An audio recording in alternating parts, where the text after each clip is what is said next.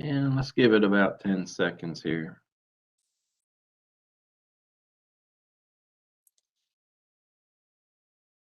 Hi, David. I see David. All right, we should be good. All right, you can go ahead. All right. Well, afternoon, everybody. Second hello. Just want to say that Robert is on his way. They started in-person meetings in his department, so he just shot me a note saying he'll be 30 minutes late. So you should see him pop up in about half an hour.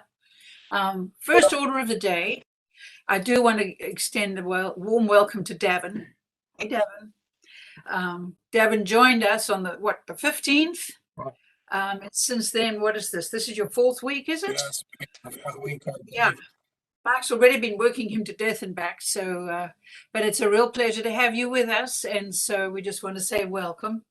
At late in the agenda, you'll see that I'll go through the sort of theoretical or ceremonial gesture of appointing Davin as secretary to the airport authority per the bylaws.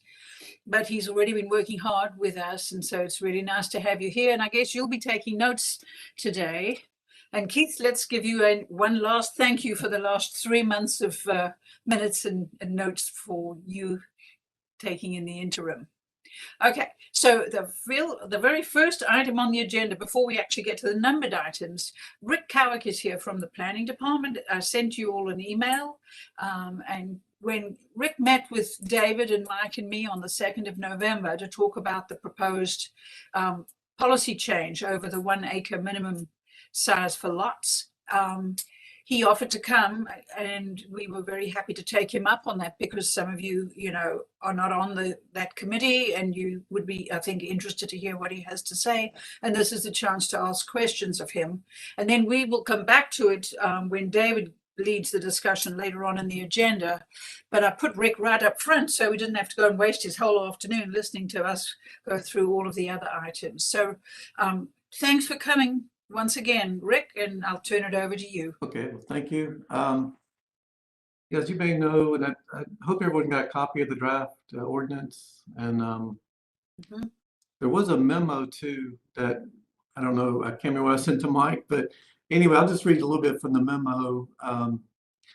That for about 9 years, there's been a special use, well, let me back up. For 9 years, there's been a 1 acre minimum lot size requirement for any lot splits, the creation of new lots in the airport overlay.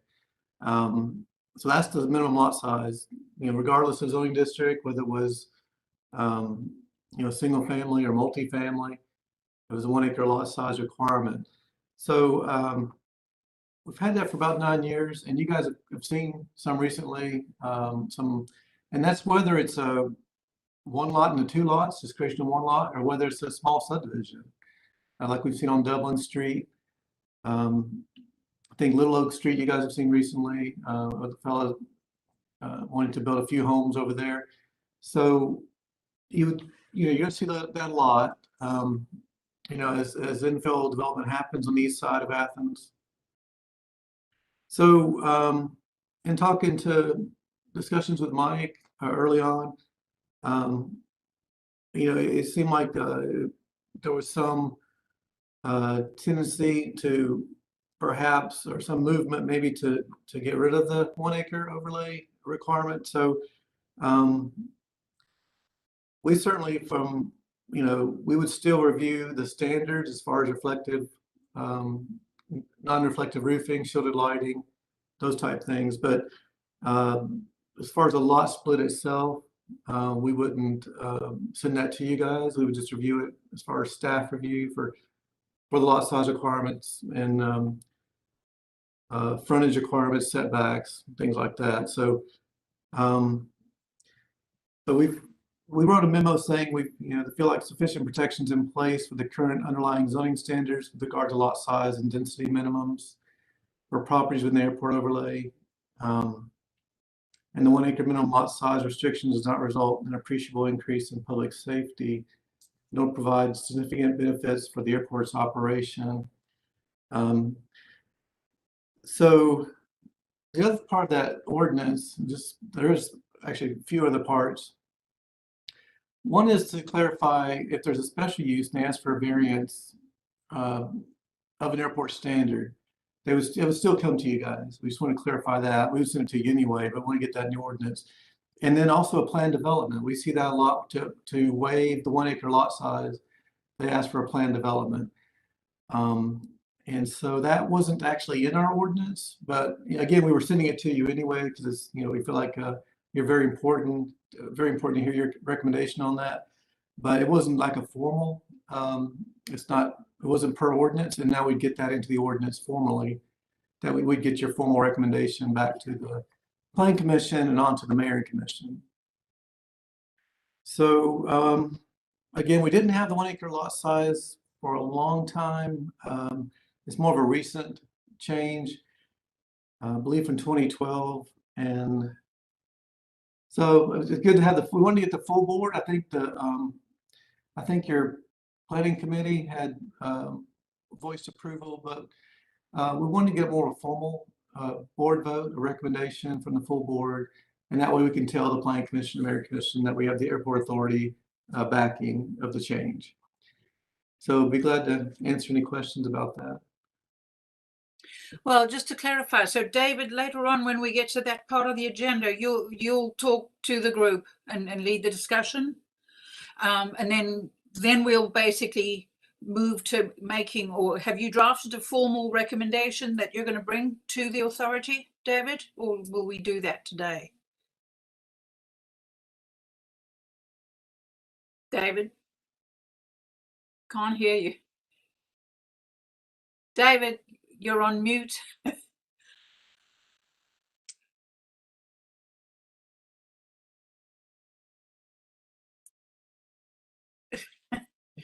Okay, whatever.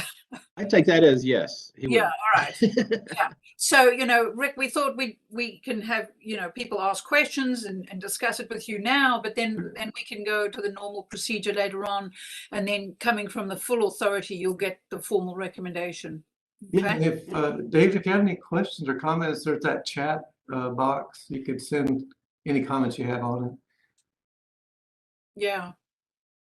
Well, while we've got Rick, here, Keith, Grant, Craig, Davin, and anybody have some questions directly for Rick now while he's here and willing to respond? I don't think I have any questions. This is great. Okay. And then Rick's gonna also talk about the Little Oak, right? Yeah. As well. Right. Yeah, Okay. right. Keith, question? Keith, you're on mute. Okay, now I'm not, sorry about that. Rick, just to clarify or make sure that I understood, the rest of the board probably did, but you were talking about as far as plan developments and board authority review of those, airport review of those. Are you saying you are going to formalize where we will be involved in Right. approval of those while it's been more informal in the past, I think, or? Yes. So anytime there's a waiver or a variance, and it's two different things. It's really terminology or semantics. With a special use, we call them variances, and with a plan development, we call them waivers. Special use variances have to be voted on independently, whereas a plan development waiver kind of goes in with the plan development. It's one vote. But yeah, both of those processes, whenever there's an airport standard from 913, whenever there's any kind of standard that's in that ordinance, and they want, such as we had one, I think, with Racetrack, which became Quick Trip, and they asked for different lighting. You have lighting standards, and they asked for it may have been non-amber. I can't remember what the exact lighting variance was, but you may have that kind of variance. Well, that's still going to go to you guys. You would still review that. Right now, it's just to say the 1 acre would be something that would go away, but otherwise, yeah, everything else in 913 would remain, and any kind of variance or waiver you guys would see. Yeah, and doing away with the 1 acre really helps us because that way we're not looking at things that we don't need to see, and just complicate things. Where it's more streamlined into the things we really actually need to see. So then we could be more free to really focus on the height and density concerns, which are the primary concerns for us. Yeah, those are the most, yeah, those are the most concerns that we have, the height and the density, mostly if it's bedrooms, as far as commercial density, daytime or not even nighttime, it's not so bad, but it's mostly the bedrooms, if it's long-term living kind of thing. But yeah, those are the two things we usually look at. And then like Rick said, also the lighting, that it's that's shielded and not shining up and blind an pilot as they're flying in. That's a big thing too. And again, like Rick also mentioned, the reflectivity of a roof, that's on the approach that could blind a pilot as well. Mm. And Those are the kinds of things we look at. you would still see, for example, you guys recently saw a duplex on Georgia Drive. You would still see that. You would still see the multifamily, like behind the old school up on Cars Hill. A couple apartments were built back there. You still see that. So this is just the lot splits, that creation of a new lot. Craig, any questions for Rick while he's with us? No, I don't think so. Okay. So really, it's just more of a simplification of the preceding standard, like Mike says. Then Rick, we won't have to be running back to you or you to us with every little thing that doesn't really pertain to the real big issues for the airport overlay area. Yeah, I think so. Yeah, I know you've seen the fellow doing the houses on Little Oak Street. I think he came through 2 years in a row, and basically to add 1 or 2 lots. So we had to hold him up. When it does come to you guys, we do add a couple extra months to make sure we can get before your authority first. So it goes from what we call a type 2, which is a straightforward, go 1 month review, planning commission, 1 month mayor commission. It goes from about a 2-month process, about a 4-month process, just to break a lot, split one lot open. Okay. Anything else, Keith? Were you good? Okay. All right. Well, if there are no more questions about this, we can move to asking Rick to share some context or information as background on the Little Oak Street proposal that David will lead the discussion on a bit later. We have those materials. I presume everybody's looked at them. And then actually, Devin, you sent that revised document today, so everybody got that, Rick. So give us, your rundown on that one, Rick. Okay, yeah, we have a proposed private school. It'd be a K through 5 school off of Little Oak Street. Seen a lot of that street lately for development. But there's a big tract there that had some trouble developing. There's some pretty tough topography. And we've seen a potential multifamily project. We've seen a potential single family subdivision. Both of those never happened. And now they're back for a private school campus. There's 2 buildings. Neither of them can exceed the 30-foot maximum height in the RS5 zone. There's a athletic field, and as you see with the new airport line, it was incorrect first, and they've corrected it with the new plan. Most athletic field is outside, just outside the overlay.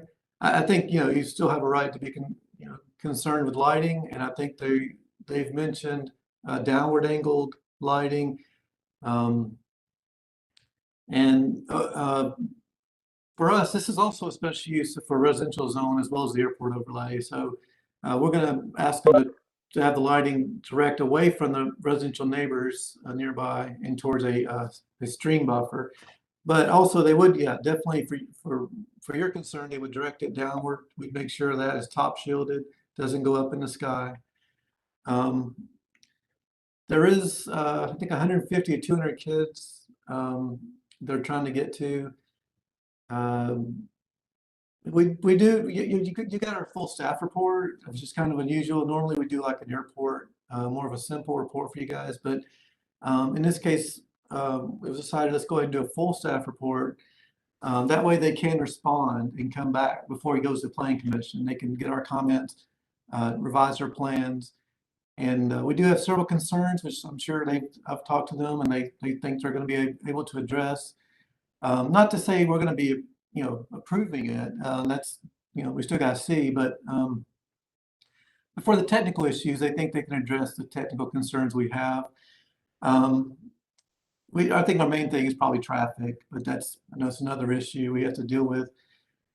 The main thing in the staff report, you'll see a lot of review criteria. Some of that is the special use for the residential zone, the school in the residential zone. When you get down to, let's see, it's page, I think it's 6. Yeah, when you get to the bottom of page 6 is when you start the airport criteria. And so this is for the airport special use. And there's five or six criteria here. The first one is whether you view the use as compatible and view the airport. And Mike has responded to these airport criteria, and we've placed his comments in the report. We do have the height limit as mentioned earlier.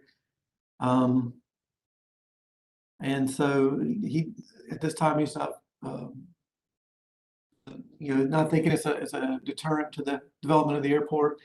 And the second one is whether proposed use will, again, adversely affect the airport and whether the airport will adversely affect the proposed use. So kind of vice versa, affects both ways. And so, Mike has mentioned, as long as it follows the typical architectural and site restrictions, and those are listed there in the height so he mentioned the airport will have aircraft taking off and landing over the proposed area, but that should not be a factor as long as there are no plans to build residences on the property. It says no residential dwellings are proposed, and the building heights remain within the maximum 30 foot. And then number 3, whether permitted uses in the airport zone are available and appropriate. So this property is, being RS5, is very restricted to single family or institutional type uses that you normally might find in a residential area, like a church, a school, daycare, things like that. And I mentioned the permitted uses there. Now those things would also be special use, like a church or a school or a daycare. So they'd have to come before you. Mike had mentioned the properties under the airport's approach path for runways 9 and 27, with the permitted uses acceptable as designed if the 30-foot height restriction and the airport restrictions are observed. The last two are really something that we deal with on any kind of special use, and that's about the use of the streets and utilities. And that is one of our main concerns, but that's really more of a zoning concern. I think, it's, we are asking for a traffic study. There's some peak hour event times, which we're a bit concerned with, queuing, maybe, we're going to have any stacking back out on the street, things like that. But it's not really an airport type factors, more of just the neighborhood traffic condition. And then, we talked about future land use, and whether it's agrees with the comprehensive plan. So and number 6 is a catch-all. If you guys see anything else that you that we haven't talked about, but you feel is an airport issue, then certainly we can add that in as other factors you find relevant for the review of this use. If there are any conditions you want to see on approval, we could pass that forward and put that as part of the ordinance. So Okay. that really concludes my report. I don't know, Mike, do you want to add anything or? No, you pretty much touched it. I really, and I know I've talked to David, and I know he's talked to the subcommittee, but I really don't see any issues with it. I know that the new approach line, the GIS line, is, I think he said it's, no, I think it was Casey I was talking to yesterday planning, that it was on the 10-yard line of that football field. And with it even being touching the football field, I suggested, we definitely still want it shielded, regardless, because it is kind of so close and is touching our approach. And he said he didn't think that'd be a problem, but he'll add that to it. So he did. But that was the only thing I had. I had talked to David about that as well. And he was in agreement. So I called Casey back just to kind of, make sure that he knew we were kind of leaning that way. So Mike, just asking, just brief here. So with the lighting, in your experience or anything, with the downward, athletic field lighting, and with this being right at, looks like a mile from the end of the main runway, no real concerns we should have with that? Yeah, and it's not in the direct path of our of the runway, but it is if you're coming in for an approach, it's to the left. But believe it or not, the UGA football stadium is in the approach too. Yeah. And they're coming in all the time during games. But if it's done right and it's shielded, then you won't have any problem. Yeah, and that was Casey Marbut with Smith Planning Group. That's the plan design. Oh, is that okay? Okay. Yeah. So they've said, that firm has mentioned they've done athletic field lighting before in a real sensitive neighborhood type area, and they are did ask them if they could provide a fixture, so we should know the height and get a fixture, ensuring that it's going to be a downward angle and top Okay. shielded. So we'll follow up on that. Yeah. Does the 30-foot height restriction also apply to lighting fixtures? No, that's mainly a building or structural height. There are some things that can go above it, but typically we don't really have a height for well, mainly we're dealing with street lights and Georgia power poles and things like that. But I think one thing we also will ask for is what they call a photometric plan, which is going to show how much, I think call them foot candles, but how much goes across property lines, light trespassing. So our main concern, I know the airport's obviously a big concern, but another one of our main concerns is we have houses right, backyards right behind the athletic field. So, so we want to make sure we're not getting into those neighbors' properties also. So that's another reason to keep it down. We make it angled away from those properties. At the same time, it'll be angled away from the airport overlay as well. You can see from the field, it's kind of the way it's angled. It'll be, if they keep it to the one side, to the, I guess, the southwest side, then it should be going away from the airport overlay and the neighbors' houses. Yeah, that's what I saw. That's what I was going to say. The way it is, it's kind of beneficial for us because it is kind of more outside of the overlay. That part of it, anyway. It's a small field too. It's not a full field. It's like for little kids. So they kept it to, I think it's 80 yard rather than 100 yard. Oh, okay. But they feel they can do, they don't, a lot of times I think their events will be like Saturday mornings. It's, I don't know if they'll have a lot of night events, but they do want the lighting just in case, I guess obviously short winter days. But yeah, we're going to be looking seriously at that for just as, because we're trying to, our main concern is protecting that neighborhood. And so getting that photometric plan and seeing how that fixture is going to work is very important to us as well. So stepping back from the airport angle, Rick, it sounds like a very interesting addition, for the community. It's got features that, to me, sound like, they would be desirable additions for this side of Athens and the people and the kids, in this community. So yeah, I'm glad you actually send us all the details, because it is, sometimes we've got proposals that are kind of brief, and we try to understand, but this is very detailed, so it gives us a very good picture of what they're trying to do. I see it's also close to, the Firefly trails, so Yeah. it sounds like an interesting new proposal. Yeah. There's some pros and cons, as with most projects. It's not perfect fit, but if once they address the technical issues, especially the traffic, that's our main concern. Is we just don't want traffic blocking the road. It's a very narrow road, and we're hoping that we're not impeding local traffic going through there.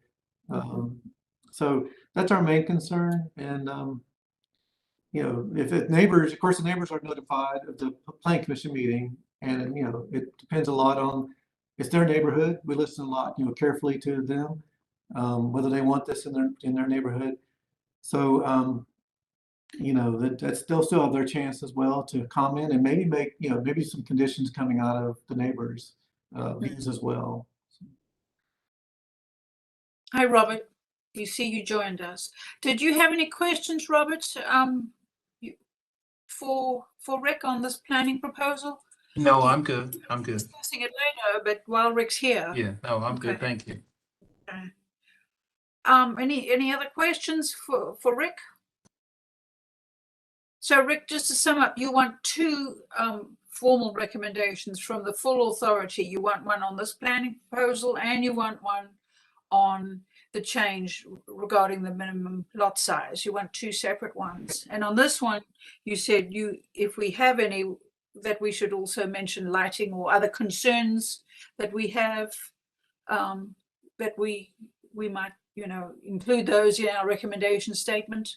Well, if you do have a certain condition, that you want above and beyond the airport overlay, we do have the shielded lighting in the airport overlay now. If there's a certain height, maybe a fixture height that you're concerned with, right now it's not technically in the airport overlay, but obviously if it was in the airport overlay, amber lighting would be required. I don't know what that would do to a football field, but but if there's something where you don't want to see that, if there's a certain type of lighting that you want to see, but yeah, the top shielding, the angle, if there's anything above and beyond to address that concern, just add that to your recommendation. We'll put that in there as a condition. So. Okay. All right. Mike, anything else to add? No, I'm good. I'm good with them. Okay. Well, I think it really was very helpful for you to come and talk with us, Rick. We really do appreciate it, Thank you for having me. But like we've said before, I think, this, or I've said it, I think this is a chance for us to learn when you've got a slight shift in policy position or something. We are obliged to also try and learn so we can work with you cooperatively. So we will be back in touch. And I said by the end of the meeting, we'll have either, finalized or drafted the recommendations, both of them, that can be sent to you. When do you need this, Rick? When do you need our recommendation? Well, the Plan Commission meets in January, so we're hoping to, if it's, if the text amendment, if you guys want to approve that, it would go to the January Plan Commission and February Mayor and Commission. Okay. The school goes to a February Plan Commission, and if it goes through there without tabling or something, it'd be a March Mayor and Commission. Oh, so we got time. Okay. Yeah. All right. Good. All right. Thank you. But if you could, Mike, on the overlay, about a week, the ordinance, a week before the meeting is when we send out the agenda packets. So, Okay. Okay. and that's a January 6th meeting. So, Okay. Thank you. okay, thanks a lot, guys. Thank you again, Rick. Okay. Happy holidays. Yeah, Merry Christmas, Happy Holidays. Thank you. All right. Well, I think that positions us well for the discussion later on in our meeting. So we can mark that off. I'm glad we had him come. I think that was really useful. So if we can, I guess let's get into the normal agenda now, which will be the October meeting minutes, which Keith gamely drafted for us and we finalized. So you have those, and all they need is for your review if you haven't already. and also then any changes so that we can approve them with or without changes necessary.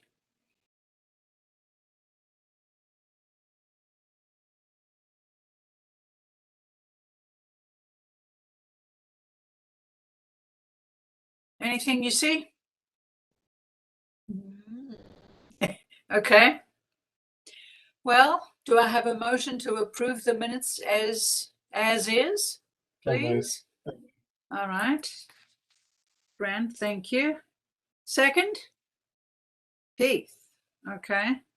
All in favor of approving the minutes as they exist? Aye. Thank you. Okay. That was easy. All right. Then we'll move on to the next, which is Mike's reports. You still with us, Mike? Yeah, you are. I am here. All right. Mike's got some good stuff to report this time. Yeah. All right. So, and Davin helped me with this. He got indoctrinated in this report.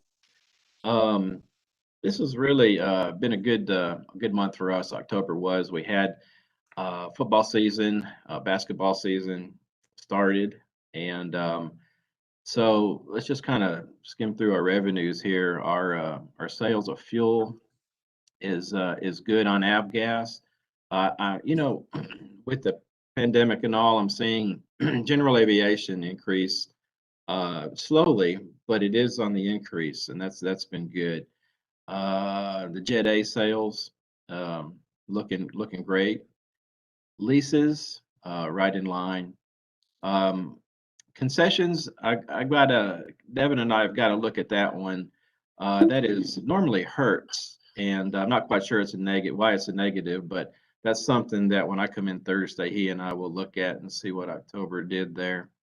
The airport fees, as you can see, we do a tremendous amount of business and fees, and that's the landing fees, that's the ramp fees, with the football teams and the college basketball. We've had the air stairs, baggage fees. We charge for all of that. So that's really been a great boost for us in October. And then, of course, credit card charges are a little bit more than normal. That's because all of those sales were mostly credit cards. And, there's like 2-3% that each credit card wants you to pay for using them. Let's see here.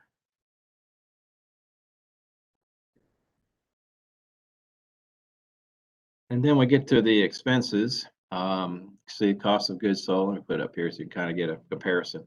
Cost of goods sold on the avgas, and then cost of goods sold on Jet A. Looking very good there. All this is just pretty much the norm.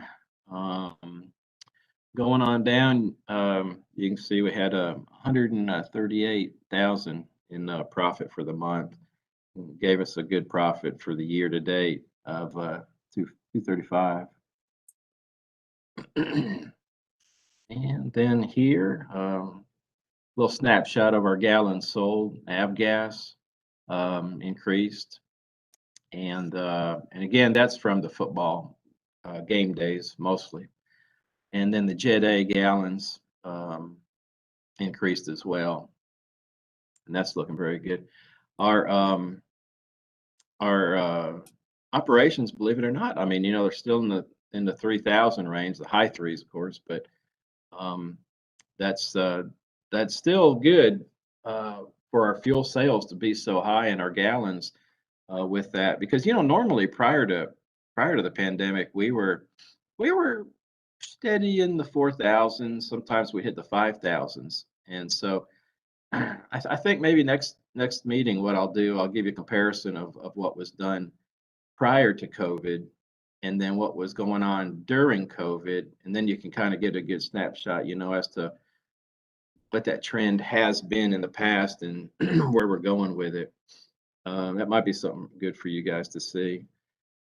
But again, we're on a good trend. I feel everything we're staying busy. all the time.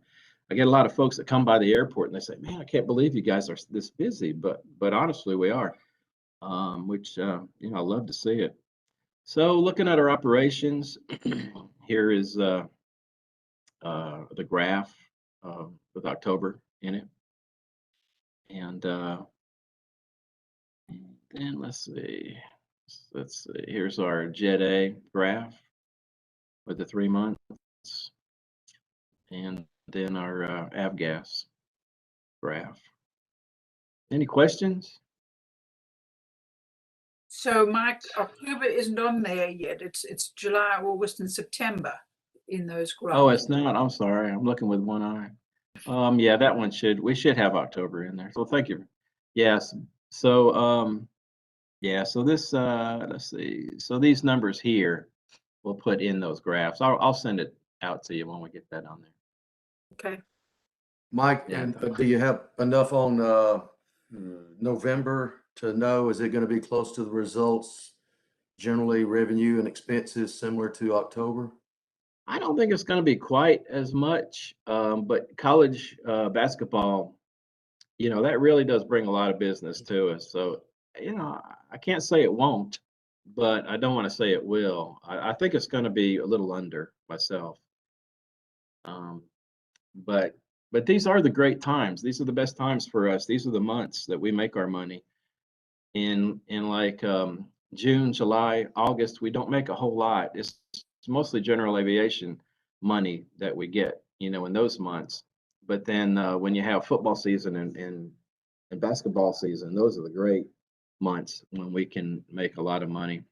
And of course, we have baseball and softball, but they're not flying the big aircraft that take a lot of fuel or demand a lot of or command rather a lot of money on the landing fees or the ramp fees. So we still make some off of those, of course, but this is really the icing on the cake months. That kind of puts us through, the rest of the year in a way. Yep. Very good. All right, so let me pull up my agenda here. All right, so as far as um, operating report, let me talk a little bit about that. We've made a lot of changes in personnel recently, as you know. We have Davin now that took the place of Angela. We are looking and have made some interviews with 3 folks for the maintenance position, and Chris Lewis, who is our maintenance folk for the past 20, almost 30 years, I think. He retired about a couple weeks back, and he's been taking a lot of cruises right now, which is what he wanted to do. But he's a world of knowledge, and we're going to keep him on as a part-timer, and he knows, where everything is out there, um, and I'm thankful for that because the person that I'm looking at right now, we're making an offer to, and once that's kind of in concrete, I'll go ahead and send an email out and let you know more about him. But this person is also knows a lot about electricity, knows a lot about plumbing, knows a lot about painting, can do a lot. And with Chris still involved, Chris can kind of show him around, show him where a lot of things are on the airport. Because being here 30 years with Chris, he knows exactly where everything is, like water lines and electric and all that. So he's been involved in it for that long. So I'm really, really thankful for that and excited about this new person coming on board. With that said, we're also we've been kind of without a full-time person on the second shift. And that person is also ARF qualified as a firefighter. Now, this maintenance person will be ARF qualified too. So both of these will be backups for our ARF as well. And so that person will hopefully be on board within the next, I would say, 3 weeks, our second shift operations person. So we've kind of been shorthanded. We've all pitched in. thankfully we've all been healthy and making it work. I got a good crew. I really, really do. Everybody at the airport is just top notch, and they're willing to, work that extra hour or two to, make things happen. So I'm really thankful for that too. Um, and then of course, the firefighter that we hired a couple months ago, he's been working out really great. He's getting his EMT training right now, and it kind of worked out perfect. The local fire department, Athens-Clarke County, has had a class going with EMT and asked if Alton wanted to join, and he said absolutely. So I mean, it's been a struggle because he has to go Monday and Wednesdays, and it's all day, and it hadn't been a struggle for us, but it's been tough on him because it's um it's like lightning speed, but he's getting it, and I've tried to, ease up on his duties, kind of give him the opportunity to really do good in that class. But that class will be up on the 15th of this month, yeah. So I've got several things on a list I need for him to do once that's completed. Um, Capital improvement project updates. We've got the Schedule C, which is the localizer project, going well. We've got the equipment that's supposed to come Thursday and Friday, and then the installation will be Monday and Tuesday on that, and then I'll let Chris talk a little bit about the Schedule B and Schedule A, because there's a lot involved in that. But he and I had a discussion yesterday about it. We hit about, I think, 5 or 6 places of rock that were unexpected. So Astra is pretty much done what they can right now, and so we're going to have to do a little bit more work on that on the rock. I'll let Chris talk about that. Yeah, basically they've gotten to the Alpha 3 connector at the ramp. And so they're working on taxiway Alpha from that area just west of Alpha 3 all the way east across that infield. And they've hit some rock to the north of Alpha and some areas just on the south side. So basically we've gotten to a point where this rock needs to be blasted. So we're getting a quote from some blasters to do this work. And so they'll come in over the next few months and get this taken care of. And then once we get this rock out of the way, we'll be able to continue with the project. Okay. Yeah, so it's about February, I guess. I have the blasting done, and let's see what else. I guess that was it on that. Oh yeah, 220. We've got design on 220 that we're working on right now, right, Chris? Yeah, so I just sent out the 90% submittal today. We're advertising this at the end of January, so bid opening very 1st of March. And we're kind of on a tight schedule with that because GDOT, nothing's in print and nothing's solid, but they're hoping that we might be able to get some funding for this project. So we have to have bidding in hand at a certain point, and Holt's been working hard on getting that done for us, so we won't miss out on any funding opportunities. We did submit our capital improvement plan, and I'll get you all that. Nothing much has changed from last year, except that I did add a fire truck to it, and also the self-serve. I know David, and Keith too, both, asked about the self-serve, and I thought maybe it'd just be good to put it on the capital improvement plan so it'll be on record. And all we're really looking for, see, at one point in time, that the self-serve was going to be about $80,000, and that was the cost I got. And that was if we had had to buy another tank, had to buy, the unit.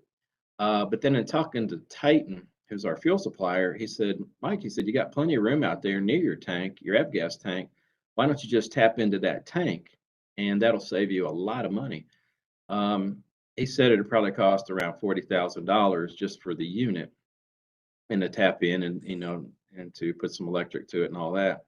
So that's about what we put. I think we put 50 maybe, just in case. I think we put 50 in that for the self-serve unit. So that'd be something that that we're gonna pay for, with ACC, and then hopefully maybe I can get reimbursed from Eastern at some point in time.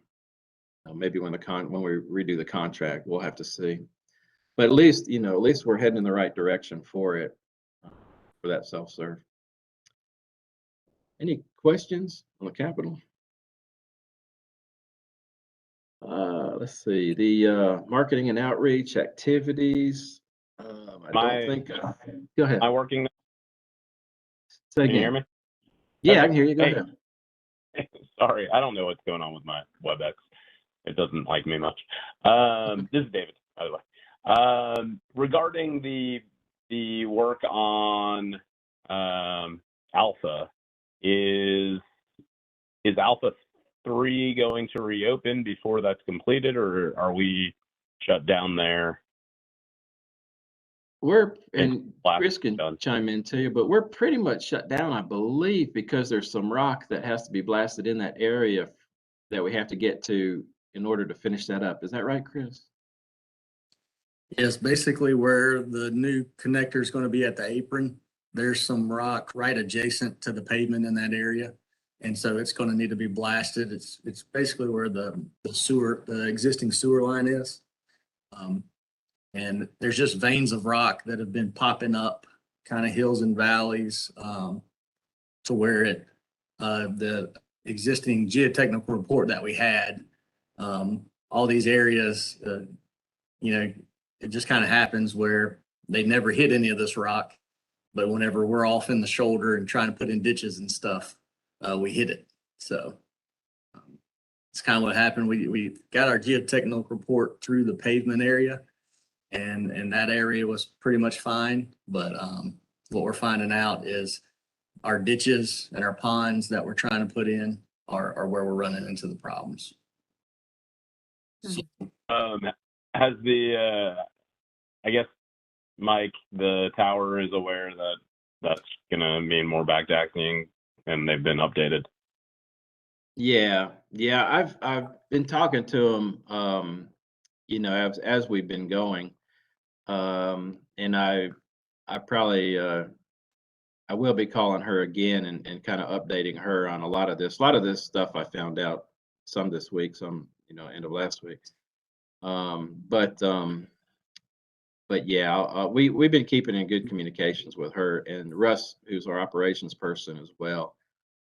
We've been sending emails back and forth to one another. Okay, great. Just want to keep them apprised of everything. Yeah, they're also we have meetings every Thursday, and Jessica, the tower, of course, Jessica's the tower chief. She's also in those meetings, so she's been kept up, on all those, because I include her on every meeting we have, with the construction. Perfect. Awesome. Thank you. Yeah. And they send out the meeting minutes from that to them as well. Yeah. And she in return has been keeping her company up to speed as to what's going on too. They like to know what's going on the projects. As far as ClearPoint data system, Davin's going to be going to school for that, and then we'll get back on track with that portion. We've been talking to a lot of folks within ACC to get Davin well versed in the Facebook and the website, and then the ClearPoint, and so we'll have that hopefully soon. In-person meeting updates. I don't see us meeting in person anytime soon with a lot of the variants that are coming around. I've heard that ACC, and I say ACC, Athens-Clarke County, I should say, that there's been an increase in cases, and so they've kind of slowed us down again a little bit and asking us to wear masks and whatnot. So, so I don't see us meeting anytime soon. It'd probably be like this for a while. Any Interesting. questions? Just a comment, Robert, you said you guys have gone to in-person meetings on campus. That's an interesting difference of, Yeah. I wouldn't say on campus, just in this building. okay, Just say that Okay. it's totally isolated from the rest of campus, but the staff members in this building, we're talking about 12 people that were there able to show up in person for this. So That's great. Wow, that's Yeah. good. interesting, yeah. Mike, did you have anything on marketing and outreach that you wanted to say? I don't know if we skipped over that. I can't remember. I didn't have anything written down. Did I? Did I mention anything in the past? Not today. Okay. I guess I do Anything, not. you know, Yeah, I guess I do not. Yeah, I don't. no worries. Okay. Sometimes I forget to write things. Well, any questions or comments on all of those good reports from Mike? No? Okay. Well, thank you, Mike. As Thank you. always, a lot of good information. So we'll look forward to the next one, I guess, in January. Yeah. So if we move on to old business, a couple of short items here first. There's no real update report on the Lexington Road project. They're still working away on data gathering and surveying and working with the engineers.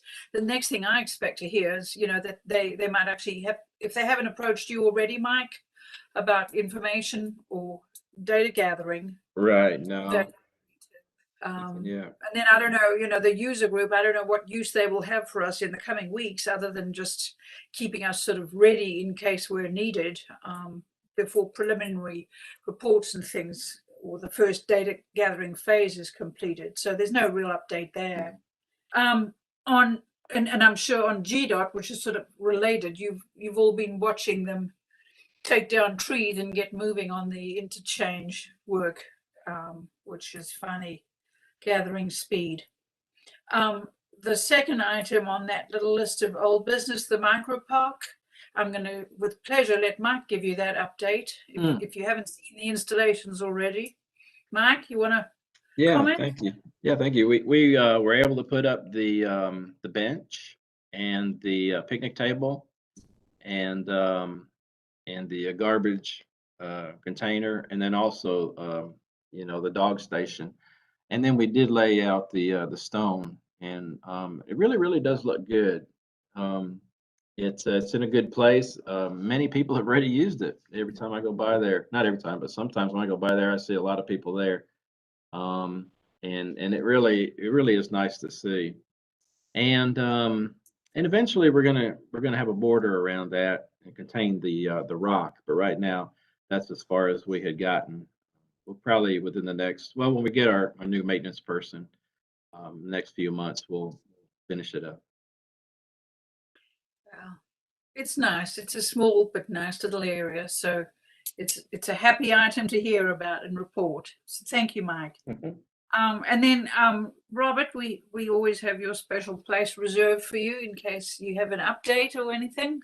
Right. The update is just a continuation of communicating with Clarke County School District, and in a timely way. Every other week, I'm feeding them some information about the airport and some things that, how should I say, that I want to share. And I think Craig sent something out a while ago. I sent them a copy of that to make sure that, they know something else. We had a little show and tell, and now we're presenting, I don't want to say documentation, but documents to back up that there's not only a physical site, but there are some tangible portions of the airport that are worthy of visit. So I'm still checking in with the Clarke County school personnel to let them know that. Good show. Yeah. Keep the flame burning. Yes. Thank you, Robert. It's always good to hear. So any questions or comments about those little updates? Not so little on the last one. Okay, let's move on to new business then. Big task that several of us have been working on is the draft of the annual report. And now that Davin came on board, we're happy to say that he's been thrown in at the deep end on that. So actually, Davin, if if you said you figured out how to share the screen and show what we've been working on. We've had several hours of meetings, Davin, Keith, Mike, and I. And so this is actually our last chance for you to give input before we really put together the final draft. So Davin, I'll turn it over to you, and Keith is here, Mike's here, I'm here. Wherever you want us to chime in, we can. So this is a very rough draft. So using Canva, which is a pretty user-friendly software system to begin this process, and I will send this out to everyone as well, so you can take a more detailed closer look. But I'll just give a quick overview at this point in time, and feel free to stop me if you've got any questions. Hey, David, I'm sorry, you're kind of cutting in and out. I don't know if it's your microphone or. Yeah. It is. It's that computer that Davin has. We had to borrow it from Russ, and there's just something wrong with Russ's computer. I'm not sure what it is, but yeah, he has to kind of get close to it, but it does go in and out. And it also could be the wireless too, because I know I've had a little problems with it cutting in and out. So feel free to stop me and ask questions if it is not understandable. Yeah, Okay. just then, Davin, we could, I think, hear you pretty well. I don't know if just being a little bit closer like you are or something. So Yeah, that's good. Yeah, I'll we'll lean listen in to then, and we'll do that. But please stop me if it goes out again. So this is just the cover page. Essentially the basic information. Then we have a table of contents, and so talking about the airport location and convenience. I think I've seen most of the verbiage in this. But moving on, just having two maps there, one sort of the general Athens map that shows, how close downtown is, and then also the driving distance map that is below that. The next page is working with Mike on the airport director message, and then also listing our vision and mission statements. Just very clear and concise. And again, I know Diane had a little bit of early feedback saying that that maybe we could shrink the headings, and so any thoughts that you've got like that, please let me know, because this is y'all's document, and do what's best for the airport. Davin, can I just interject a minute? Yes, absolutely.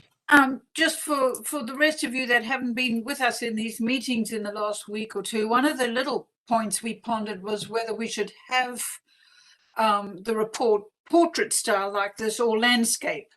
And that was something I remember we did say that we'd like your opinion on. If when you look at a report such as this will be from the airport, would it be more pleasing and readable to you in landscape format, or do you want it preferably like this? Or maybe you don't have a preference. If you would please give us your feelings on that. Okay. Yeah, because I think we are thinking how much of the audience now is going to be seeing it on a computer screen where, landscape may be better versus a hard copy. So. Anybody? Anyway, think about that. If you have a thought, let us know. Okay. Okay, Devin. Yep. So dealing with the key highlights. So obviously revenue is a great thing to tout, as well as the number of operations. Percentage of hangars leased. Obviously that is something that is a need that's here at the airport, and I believe we've got a waiting list somewhere of around 20 folks that are waiting on hangars. But as Mike talked about earlier, the UGA teams that utilize the airport with charter flights are very important to us, and that's something that we want to highlight as well. Safety is a key priority. Mentioning that, and also talking about sustainability efforts as well. So those are some of the key highlights that are there. You're talking about the economic impact. First 3 lines there are coming from the Georgia Department of Transportation study. I'm also working, reached out to the tax commissioner here in town to get more updated figures as far as that's concerned. We know that there is pretty significant funding that's going into the tax base because Like your opening sentences, Devin, we had talked about those in our work session last week, where many of these sort of sections of data needed an or lead sentence. So I like, what you've done with those. I think they help. And so feedback like that, please, let me know what your thoughts are there. Also, just as a note, I'm sorry, Devin, back to page 6, I think you've, yeah, one more back there. You had one more. Yeah, there you go. You had, I think, the facilities and services info, I don't think actually goes with that page, the heading there. The heading should just be key highlights, results, and facilities and services is a separate page. Okay. Yeah, it is actually. Okay. Yeah, All right. we can fix that. We'll update that. Good feedback. You've seen this airport as a destination, and I know that we need to work on the layout and design of that. And I've talked about that, so we will do that. But this is something that's very helpful in letting folks know from the outside of how the airport is used and what some of the potential is as well. Yeah, I think that one, Devin, just go back to that. I think we must juggle with that one, because I think what we can do, if the decision is to go with portrait orientation, we can move or rotate that box, the text box, and make it horizontal to fit the page better. And then I think you need a heading on that, like you have, on all the other pages, drawing the reader's attention to it. But I think we can fix that, the orientation of that text box, and make it, 2 sets or something. Absolutely. Yeah. Okay. Again, feel free to stop any comments that folks have got. Just talking about the key features, services, and facilities. Again, I think y'all have seen this verbiage, but talking about the specific numbers of the airport, talking about how long the runway is, the number of T hangars, the hours of operation. It's 24/7. The terminal is open from 6 a.m. to 9, and there's on-call services are available as well. Firefighting, especially now that Alta is here, we have stellar fighting services. Talking about fueling, cargo flight schools, the Georgia State Patrol, very important facility that's here on site. And then, also talking about the Civil Air Patrol, the Experimental Air Association, and the UGA Aviation as well. So those are all. Yeah, it feels like on that page, Davin, that instead of having the emphasis with the vertical blue sections, that maybe something horizontal. That's just my opinion. I don't know, everybody else should be giving up input, but maybe doing it something more horizontal to help tie the respective feature and fact and comments together there. Excellent. Yeah, absolutely. And y'all may have to remind me of these comments as well. I'm not capturing them as well in this process, but certainly we'll try to remember. But feel free to let me know if it's. Yeah. Or I think or that's go ahead. I was going to say, or another way of capturing that is to put the feature, put it in the horizontal way, but not color code, not change the color, but put one in blue and the next one in white and one in blue, you know, back and forth like that, where it'll fit in that same box all the way across. Got it. Got it. Yeah, you could do that because then the alignment with the comments would be Correct. visually much more obvious. Yeah, Yeah. yeah. Good thought. Thought. And you've got a note there saying add a little bit of body or text. So you're looking for some more still there. That may have just been something that shouldn't have been there. Oh, okay. Well, I think if, you know, like you said, if you send this out to the whole group, people can look at it in their own time and maybe, you know, then send something in the next several days, because we're kind of moving through it quite quickly here. Yes. Okay. Yeah, and Davin, if you do that, just let us know when you need feedback. Just give us a deadline. Yeah. All right, Devin, explain this one. Yeah, It looks- so, going back to financial results, you know, as you can see, for the year for July 1 of 2020 to June 2021, given the total operating revenue and the operating expenses, but then also at the bottom there, you can see that we were in the black.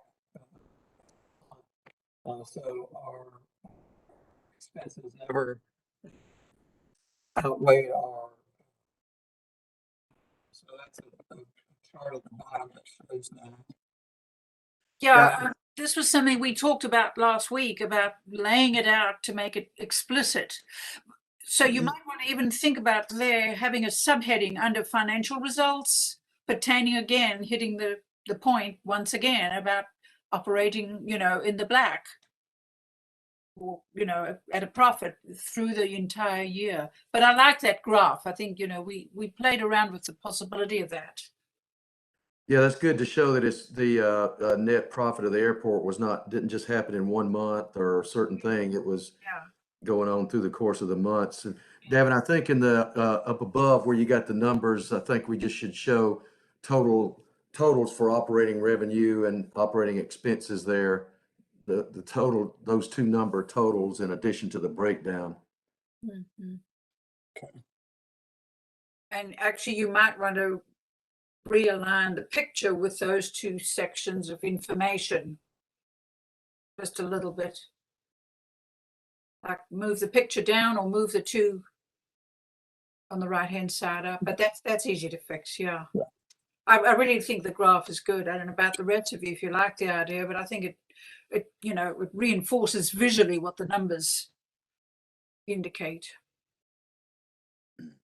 Okay. And then capital projects, just highlighting, you know, the projects that we've got right now. So heard about those both today, and then also looking forward to 2022, which we heard about the rehabilitation of runway 220, and then also the clearing and fencing project that we've got to do along runway 927. So those are our upcoming capital projects.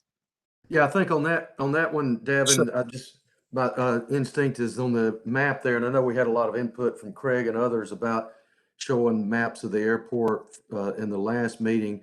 But you know, if we're going to show that one, there's the little color coding key in the upper left, and I know some of this is kind of preliminary.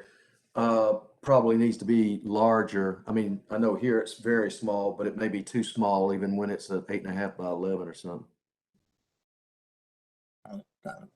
And it may be, you know, these are just images too that I just pulled together very quickly for this. So, you know, it may not be, you know, tell me if you feel like that should be listed or not. Because we don't necessarily, we can change any of these pictures out as well. But yeah, that makes sense. Okay. And then just talking about the future of you know, obviously commercial service. I think the one thing that as I have come on board and I tell folks that I'm working the airport, the first question, which I'm sure that all of you get, is when are we going to get commercial service? So that is clearly of interest, I think, to the general public But then also, we had, and we'll talk about this in a little bit, but two proposals to T-SPOS, which I think um, part of our future as well, include our multi-use trail. Mike talked about the self-serve. And then we also are got to prepare a master plan for FY 2024. Something else. We may or may not want to list that. I don't know if that would be of interest to the general public, but Yeah. Just a format thing there, Davin, that you've got the heading centered on that page, which is good, but the text itself, you probably don't need to center it. You should block it. Or left justified, but probably block it. Right now it's centered just like the heading. Yeah, I agree 100%. Yeah, those sorts of little tinkering format things, they're easy to fix right at the end. The substance is really what we're looking at right now. Mike, are you still with us? Mike, where'd he go? Yeah, I got to unmute myself. Yeah, I'm here. Oh, all right. I can't remember if you were with us at that point in the discussion last week, but one thing I know we just need to be very careful that we don't put anything down that looks like padding if it isn't actually a reality or on the cards or something, or obviously if it's sort of in long-term planning, we just need to make that plain. So before we finalize the text, I would suggest, we need you to sort of verify all of the things that we mentioned. I will. I'm going to verify, and then I'm also going to make sure that it's not just fluff that we don't need, because we want this to be something that they can just pick up and flip through and it'll just jump at them instead of having to read it, because they're not going to read it. I mean, some will, but most of them won't. Okay. So on the very last page, where are you going, Davin? Yeah. Oh, what did we say about on the last page? We would have, the issue of personnel, or like the names of the authority members or staff, if that was something people agreed with. I guess you guys need to do, let us know what you think about that. I mean, we don't have to put the names of the members of the airport authority, or we can. We did add them last time because there weren't any names mentioned. And then there's also the issue of staff. Yeah, we talked about staff too. We talked about maybe just a full-time folks like our maintenance, myself, Davin's, the operations supervisor, and then the firefighter. And then, you as well, because you need recognition, I mean, you guys do a wonderful job in supporting the airport, and I think people need to know who you are, you do a great job for us. David, what do you think? You're smiling.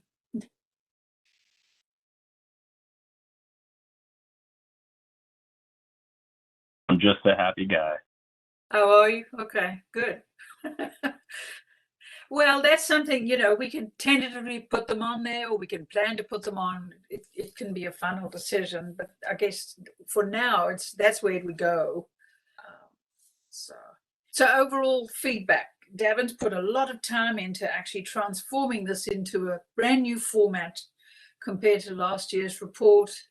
And, we tried really hard to put in the nuts and bolts of content so far. We need your honest thoughts if you've got any suggestions or just plain feedback. He's heard from me and Keith ad nauseum, so he doesn't want to hear from us.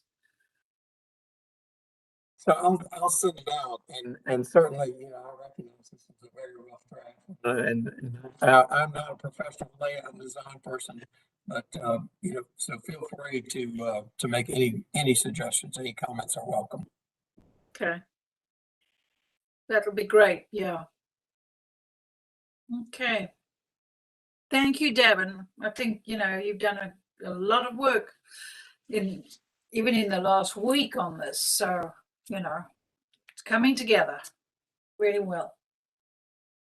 All right. Well, why don't we move on, having had that, to the next item, which is just a brief update from Mike on the status of those T-Plus applications that he submitted and where that process stands right now. Mike? Well, I submitted 2 T-Splosh apps. One was for a 10-unit T-hanger or a hanger on the airport, and then the other was for a bike or walking trail around the outer perimeter of our fence line when we put in a fence. And there was a lot of discussion, amongst the T-Splosh committee members. There's a lot of projects that hit the list, and of course, like always, there's just not a lot of money, for all those projects. So, they looked at a lot of the projects on there. They did come back to me on the T-hanger and asked if perhaps, we'd be willing to accept a down payment, and then we'd just get a loan. And I asked, well, could we do half and half maybe? But in the end, right now, I think none of our projects are on that list. I've been told that I don't think there's any paving projects on that list either. And also that a lot of the projects that some of the department heads had turned in, I think most of them aren't on that list. So there's just a lot of good projects, that are wanting to be done, and they just had to make a decision. So right now, my understanding is that we're not on that list. Now, with all of that said, we do need some T-hangers. A couple months ago, we had a waiting list of about 6 to 10, and the last I heard a couple weeks ago, we've got 20 now. So we probably will have to get a loan, low interest loan, to build some T-hangers and lower our list. We currently have a loan right now, 2 loans actually, and on T-hangers that we have, and I think they're 20-year loans. But I think one will come, and don't hold me to this, but somewhere around 8 years. Another one might be 6 years. I can't remember left on it. But we do need to do something, and that's probably what I'm going to do if, in the end, we're not on the T-Splosh for this T-hanger project. Where are these T-hangers gonna fit? Well, I've been talking to operations, and over there on the east side, there's room for a T-hanger. That's about the only place right now that I know of, unless we venture off, on the other side of the airport. But I think we've got room for one more T-hanger over there. Mike, where you just mentioned on the east side, is that enough for at least 20 or roughly? Oh no, it'd probably be 10, but they have to be a bigger size 10. We have one row of T-hangers that won't fit some type single engine aircraft because it's just too small. And so we need something for like a light twin to a good size single engine airplane. But I'll have Holt look at that. I think, and I can't remember, Jacob, if you've even done a drawing on a T-hanger. It might have been even before I got there, on some of the property that we have right now. But I know that we have also an area as you come into the airport to the right that's near the Georgia State Patrol hangar that's available. We've had some interest in standalone hangars as well, for King Airs and that kind of thing. So we're kind of holding that property out for those type of aircraft or those kind of hangars, and not so much a T-hanger. And trying to keep the T-hangers over there with the rest of them. But there is a little room over there where we can do something. Hey, Mike, this is Jacob. I don't remember doing a set of T-hangers. I do remember doing the standalone, but I'll double check and forward anything over that fine. Okay, that sounds good. I do remember the standalone. I use that quite a bit when somebody comes to me and asks about the standalone somewhere. But okay, yeah, that'd be good. Hey, Mike, I was wondering, have you ever thought about doing like a long-term ground lease and letting a business come in and build a set of hangars, and then, you know, in 20, 30 years, the airport gets the hangars? Like a row of T hangars. Yeah, You know, a lot of airports have people come to them, and some of them will do it. That's something I'm not against. Um, it's just something that I have to look at because it's not the norm. And us being an enterprise fund, um, you know, we're always thinking, okay, we need to be the ones making the money, you know, making the full amount. But still, you know, if you got to get a loan, if you think about it, you got to get a loan. You're paying on that loan. If you got 20 years to pay on it, you know, you're probably not making a whole lot anyway on that T hanger until the loan's paid. So, yeah, I mean, that's an option. You know, it's something we can definitely talk about. Wouldn't the county be advantaged that way by collecting the property tax revenues from some private company? Mm-hmm. Having, Yeah.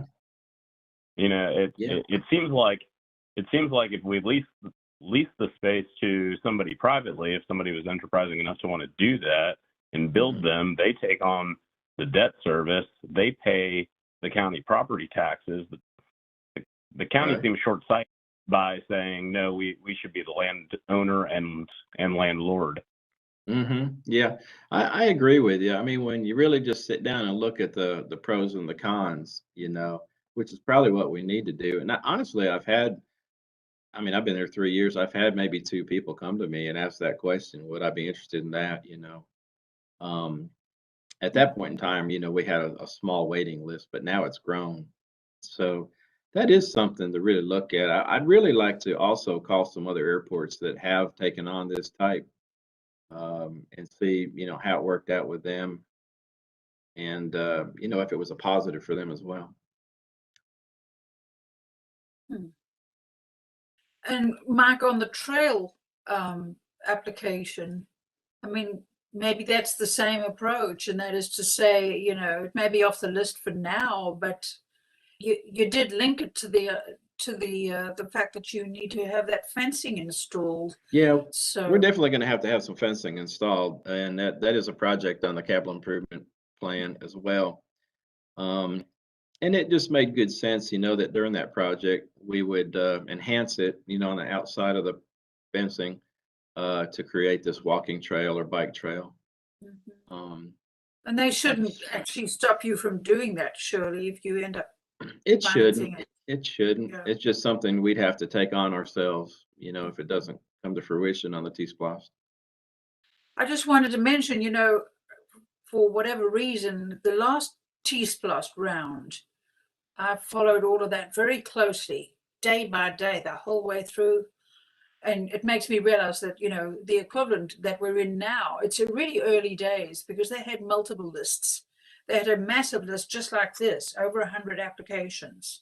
And then the advisory committee worked very hard and whittled it down to a short list and then submitted it. And actually then the mayor and commissioners actually cut a lot of things off that short list and put some big things back in, like the judicial center, and what was the other thing? The arena, and so on. So, you know, the fact that Mike's two projects are off this list right now is early days.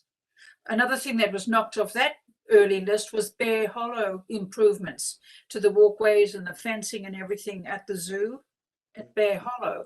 Through an aggressive lobbying effort, it was put back in right at the end of the process. So I don't know really what, you know, one can say about it other than the fact that this is early in the long-term total process. And maybe we shouldn't consider that those two proposals of Mike's dead completely when it comes to the T-Splosh thing. Mm-hmm. You know, there will be opportunities later on, possibility for putting them back in or for offering some sort of compromise like you've just been talking about. Yeah, that's a good, early days. yeah. Yeah. Hey, Jacob or Chris, do you know of any airports just off the top of your heads, you know, that do lease out the land and have an outsider maintain it and all that? There is certain people who do land leases. In particular, T hangers at Paulding. Though that's a lease. No, That's like an outside person that's leasing the land and built them. Yeah, they basically do a land lease, so they're paying a square footage cost for land. They built the hangars and rent them out themselves. And again, at some point in time, that property reverts back to the airport. Yeah, I'm sure it would. Okay, well, that's good. I'll call Terry and find out about that then. Yeah. Okay, thank you. Yep. Interesting. Any For other what it's questions? worth, I know a lot of other pilots at other airports that lease privately owned hangars. And when I say owned, on a land lease. I know Coweta, I know pretty sure Falcon Field, I'm pretty sure Lawrenceville. There's a slew like that where they're privately owned, managed G hangars. Okay, good. I'll call all them too and get a warm fuzzy on that. Once I get some information, I'll put it together and send you guys an email. I mean, it sounds like a good idea, really. Well, especially if it means, if it's not going to be easy to get funding to build hangars, I think Yeah. it'd be a very good second alternative, because we definitely need the hangars. We definitely need the hangars, and they handle the maintenance too, right? I would think that would be on us. I just would handle the maintenance, and I would imagine that the county's not imposing property tax on their own hangars right now, whereas Right. the tax would be imposed on the builder of the hangars. Yeah. And Well, that's a good point. Yeah. Renter of the hangars. Yeah. So All right. Well, it that's just seems like good. a way to collect money right off the bat, rather than Yeah. wish and hope for it to come 20 years down the line. Yeah. Exactly. While you're paying on a loan, right? Yeah. Right. Okay. Well, I like that. So is there any reason why there would be some prohibition on that from the county's point of view? I I guess. don't think so. I think you could sell it. Like David's talking about, it's money coming in. You don't have to put a loan out there. We don't have to maintain it. So I mean, there's a lot of pros there. Fuel sales right away, It's not a contrary use for the airport property, so Yeah, that's Yeah. good. I think that'd be good. So, well, I'll definitely, maybe David and I can work on that. interesting. Great, too. Yeah. Very good. Thank you for all those updates. Okay, new business. Craig, I believe you might have some information you can give us about that flying event that EAA hosted this time. Yeah, it turned out, I thought, really well, considering that it was, a holiday weekend. I would guess that there were probably 30 to 40 people that came through. Quite a few people drove in, and then quite a few flew in. Some people just happened to be using Athens as a fuel stop, and got a free hot dog while they were here, and some hospitality, and they'll be back, I think. So it turned out really well. We had a volunteer from the aviation club who was in town for the holiday, so he came out, and he knew how things worked. So he was great at getting us set up, and the griddle started, and everything worked out really well. Good. What are the plans for any next ones in the early new year, or? I know the aviation club, I think, intends to continue in January, probably through spring. I don't know if they'll continue into summer. I don't know if how many students they'll have around in summer. But I think it's a good thing. I think they intend to keep this momentum going. Yeah, I echo all of that. I was there. My family came and joined us for a bit. I think we're seeing exactly what we want to see from this sort of event.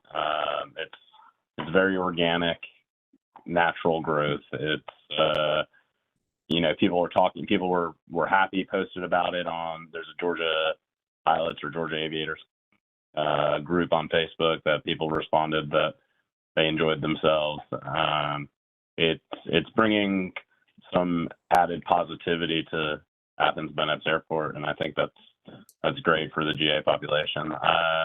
I'll get with Amelia, the president of the Aviation Club, and see what she wants the plans to be. I know EAA raised close to $100 or thereabouts, right, Craig? It was, I think we got $83. $83. Yeah. And this is a small event, so money is being raised by the clubs. It's bringing positivity to the airport. It gives people, thankfully we've been very fortunate that Mother Nature has played nicely on these 3 days that we've had scheduled. So I think with more of these going on consistently, that it'll continue tracking forward. What I've expressed to Craig and some of the people from Civil Air Patrol and the Aviation Club is that ideally this gets passed around, so each month maybe a rotation of who's hosting it.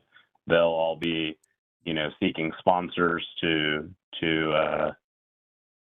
donate the food and the supplies and whatnot, and continue the trajectory upwards. So once we get to a point where people are coming to Athens, and it's worth mentioning, Craig touched on that people driven. These were community members of ours that, I met a couple and their 3 children that just wanted to come enjoy the airport and heard it was going on. And I'm not sure how they heard it was going on, but they found out about it somehow or another. And that needs to be encouraged, followed up on. So, we get people to come out, and then the ideas of having some bigger type events could be realized, having some sort of larger fly-in, or dare we say air show. Those ideas can show some promise, I think. Sounds good. Yeah, we may have to find another place that's a little bit more room too as this thing grows, and then also the airport is contributing by giving a halfway decent price break on avgas. When they raise money like that, as a matter of interest, what does the money go for? I know the Aviation Club, they had a scholarship that they were raising money for. In this case, what happens to the money? Does it go back to the club, or what is the use for the money raised? Right. I'm sure Craig can touch on what they have their own events. They are striving to bring on members. They have marketing expenses, I'm sure. Just simply sending newsletters out to the organization. Everything costs something. So just to fund the organizations themselves. I think that's at least my understanding. I know the Aviation Club also has that scholarship. Yeah, I've heard that the Aviation Club, that the first time they had it, or maybe second time, they were able to help 3, I think, in scholarships, 3 people in scholarships. So That's great. Yeah. a lot of their money goes to that. Very good. Well, thank you. It sounds really positive for next year. Growing and continuing. So, okay. Let's move on to the next section. I don't know if Keith, you have any updates for business and finance? No updates. Okay. The main item then, or the main 2 items here, because there is an update for air service development, but under operating, that's on this agenda where I put the consideration of the 2 proposals, and David, as the chair of the operating committee, can speak to those. So we've got the review of the Little Oak Street proposal, but we also have the issue of the 1 acre minimum lot size, because you heard that Rick Coward said he wants 2 formal recommendations from the from the full authority. So David, I'll turn it over to you, whichever one you want to do first, but give us your and the rest of the committee's thoughts on it, please. Right. Thank you, Dan. So Rick, sorry, my microphone wasn't working earlier, but Rick touched on about everything regarding both items. The minimum lot size has been a pain point, a thorn in our side. And really, and I don't know if you all caught it when he said, but really the issue with minimum lot size that we'd have as an airport authority has more to do with density on the lot. And by and large, those issues are all captured under a special use waiver that would come before us regardless. So we were kind of giving ourselves undue hardship as a result of that minimum lot size, and have for, my existence now 5 years on this authority. And for a few years prior to that, I'm sure my predecessor felt as well. So, regarding those updates to chapters 9-4 and 913 of the ACC code, it's the operations committee's recommendation to approve the changes provided by the draft that we received from planning back in November. It was either late October or November that we were provided that draft. Does anybody have any questions about that minimum lot size? Any real issue there? I know we spoke about it as an operations committee, and you heard from Rick. With that, then I'll move for the airport authority to recommend for approval of the changes to the county's zoning ordinance with respect to the airport overlay as they were provided to us by draft. Okay, so we need that as a motion and a second, Correct. and then a vote. So Right. is that your motion? We'll need to make sure. I don't know if you want. That was my motion. I moved, or so motioned. And Davin, do you need me to get that? Yeah, to we you? need the wording on that specifically. That'd be great if you just shoot that to me. You can shoot it in the chat if you want. Yeah, I'm typing it in there right now, and for everybody to see. Let's see.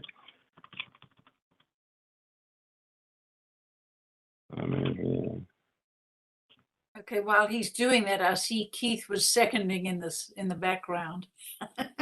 So David moves, Keith seconds for the record.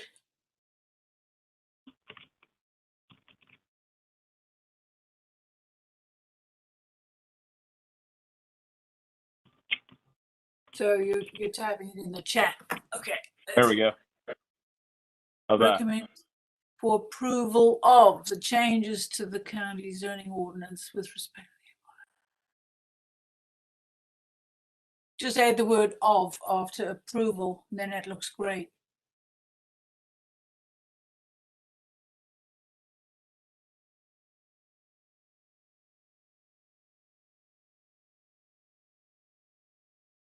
Davin, you can make that change as you see fit to the minutes. That's fine. All right. David has moved. Keith has seconded. So now, before we vote, if anybody has any 2 cents worth, Grant? No. Okay. Any thoughts or discussion about it? I mean, I think because we've been given ample warning, and lead time on this, we have had a chance to mull it over and digest the sort of details of it. They did, like in the old days when we were rushed within a day or two. So I don't have any problems with that. I think that's really, there isn't really anything that we would want to say as a qualifying statement or thought, is there, David? It's just an outright, really sentiment. Straight approval. I mean, and also realize that we were the ones to come to the planning department and say something's got to give. So they've made this. They redrafted things, but it was on our prompting to do so. So there's really no good reason to object since we were the ones that pretty much asked for it. Well, do you want, for the formal written record, which is sometimes useful to have down the road, I mean, do you want any statement of acknowledgement that they did actually, respect our request or the authority's request for this to be considered as a change? I mean, or is that something you just want to leave implicit? I think it's well understood. You know, we've gone back and forth. Mike, I know, has had to save face for us on a few times where they've been, I think, a little upset that we've recommended for denial based on strict adherence to an ordinance that, you know, we felt that our hands were tied, even though there was no good reason for objection. I think merely moving forward that you know, their draft was good is the nod of acknowledgement that's necessary. I did ask when we met with Rick back in early November, I did ask that he make sure that from, you know, the standpoint of, you know, professional courtesy, that even some other proposals within the airport overlay be sent to us as a, hey, this is what's going on, you know, FYI sort of thing. And he, you know, was absolutely happy with that. Hi, sweetheart. I've got a visitor here. Say hi. Hey. Well, I mean, just really, I think, you know, I remember that very specifically, and I remember Rick saying, yeah, okay. But, you know, if it's not in writing, it can easily fall through the cracks. If there's a way, even in the conveyance of the recommendation, like in the cover email or something, I think that was an important thing. You know, that, you know, as far as I'm concerned, that's a staff arrangement, staff policy. That'd be something that Mike and the planning director staff, I think, should agree to. That kind of is outside the privy of the authority. Okay. It's my feeling. Yeah, I'd agree with you, David, on that. Yeah. You know, and just you know, extending professional courtesy across departments was all that, you know, I wanted to touch on in that meeting with Rick. I don't think we have a real stance to say that, you know, whereas, you know, we have within our realm is asking for Mike to do something. I don't think we have really the cause to go to what another department should or should not do. So I think Rick totally understood and, you know, gave the thumbs up in that meeting. I think that's something, just a staff matter that I'm sure would be, you know, I don't think anybody's trying to keep secrets. I think it was just, we didn't even think to tell you sort of situation. Well, it's in these proceedings as a matter of record that we've touched on it again anyway. Right. Yeah. So that's fine. So unless there's any other discussion, we can vote on this one. All in favor of the motion as stated by David in the chat column, say aye. Aye. Opposed? Any? Abstentions? Okay. So we can say that motion passed unanimously when we convey it. And that's what I know they'd like to hear. It's unanimous. So thank you. All right. So David, half changing gears, if you want to move to the Little Oak Street proposal, they also want to have a specific recommendation on that one. Little Oak Street, as we all know now, thanks to Rick did a lot of my job today. So he briefed everybody that this is a school development, and it sits about using nautical miles. It sits just over a mile, 1.1 nautical miles from the threshold to the approach end of runway 9er. That's so just west of the airport, and then about a 1/10 of a nautical mile north of the extended center line. So if you were a landing aircraft, it would just be under you and a little bit to the left if you were coming in to land on 9er. A mile is pretty close in. So it is fairly close to the airport. The overlay that exists is the AZ2 overlay, which is for the other than precision approach. So our precision approach is on the opposite side of the same strip of pavement. That's a stricter adherence issue, but that's also a lot of rural space, so it's not a big deal over in that area. We see these come up a lot off Little Oak and Dublin Street and that whole area just west of the airport. Strictly speaking, there was some question as to where exactly the overlay crossed this lot. And when Robert, Craig, and I discussed these things, that was determined to be the and it's in the staff report too. That was my big concern, was that there was a discrepancy there. But with the emails that came out today, I think they came through. I saw them today, maybe yesterday. That's been determined. So we did want to make sure that that was nailed down before anything else. One, let's make sure the lots are where we think they are. But then obviously the lighting concern, and that's another issue that we talked about. Lighting is unique in that it scatters. So obviously we need the light to be directed downward. And I think even though most of that field maybe was not within the overlay area, all of that light could potentially scatter towards the overlay area.